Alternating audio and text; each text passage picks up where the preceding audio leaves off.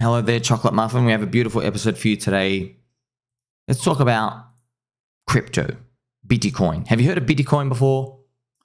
Did you know when Bitcoin started, it was championed as people's money,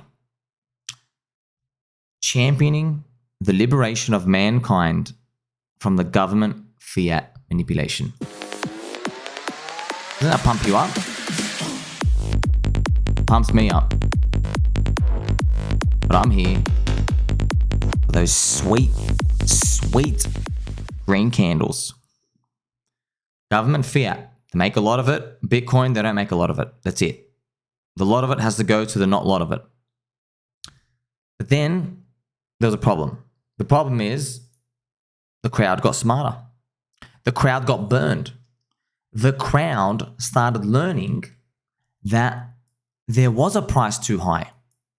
Yes, unfortunately, 20,000x, 600x, 100x, 20x. Is it going to be a 5x? I don't know. The crowd started learning, euphoria might be happening at places earlier than I thought. And just enough people get wind of this. They don't carry on the same multiples as the early cycle. What's happening today? Different picture completely. Bitcoin Maxis are championing their love of the corrupt SEC. They chug semen, they chug soy. They got hunchbacks, they're smelly, they poop in the woods, they're scum.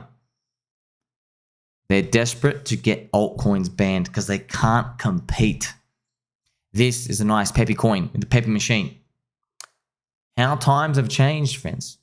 Because Bitcoin, everybody in Bitcoin, friends, this is the funniest part. The people in Bitcoin, they pretend like they're here to save the world. But the only reason why they're in is because this number go up really fast part. Satoshi even put it in there for a reason, the halvening. He spoke about it. As price goes up, there's actually lots of demand. Because people think, this thing is super valuable. So they're seeing something that used to be not valuable become super valuable. They want to get in. All of it is from the number go up. It used to go up a lot. Now it's slowing down. The narrative is changing. Why? It's because they know, we can't sell everybody on the idea that Bitcoin's going to do a 400,000x from here. So we've got to sell them on the cult. We've got to sell them on, let's fix the money, fix the world.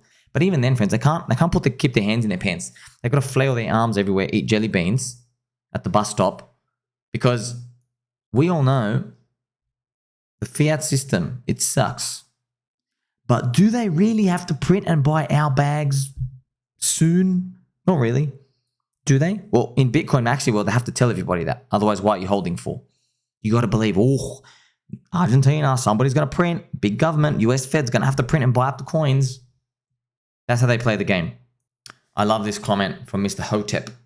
Mr. Hotep says, when Google Chrome adds a native wallet to the Google Chrome browser, we will be lucky to get a freaking 2x. 100% true.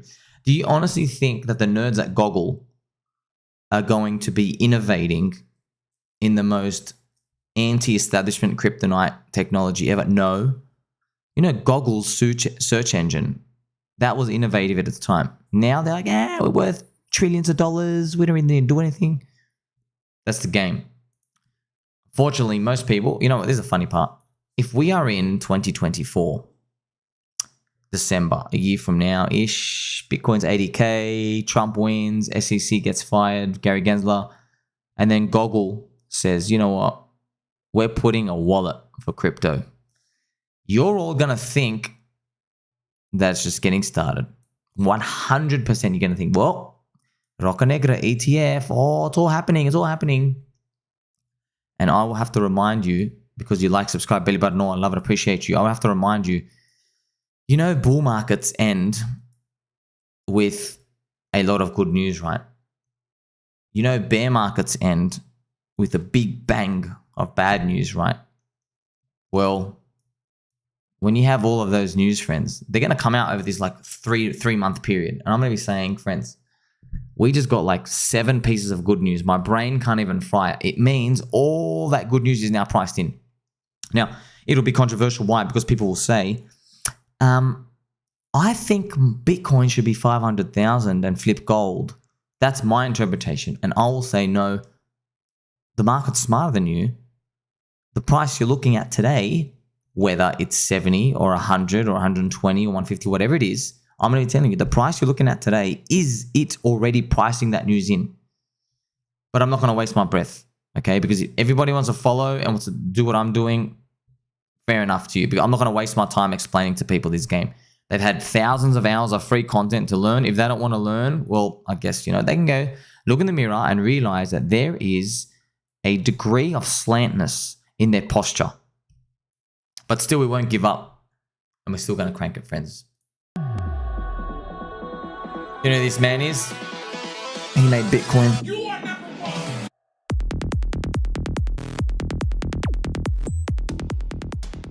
Big Mac DeFi.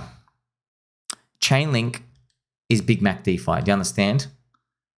It is going to connect public and private blockchains. The token's not needed. It's a perfect trap. I'm long. I'm strong. Why is it a perfect trap? It's because, it's funny, you've only had a friend who's been telling you since 2022, the time to sell ChainLink is when they actually start using the token and there's revenue. Proper revenue. If only. Okay, look at this. Look what Sergey said. We are in multiple conversations with large banks and asset managers. We love the ass and the ets. We are in discussions with them about production, not POC, which stands for pooping on chairs, not pilot, actual production. All right. This guy, I'm telling you, Sergey, with his Big Mac DeFi, he doesn't speak in like, oh, we're just guessing here and there. No, this guy means stuff when he talks. Okay. So he's talking like they're actually making stuff right now. What he translates is talking about JP Mosquito, Citybug, Goldman Slugs, Bank of Ants. He's talking about them.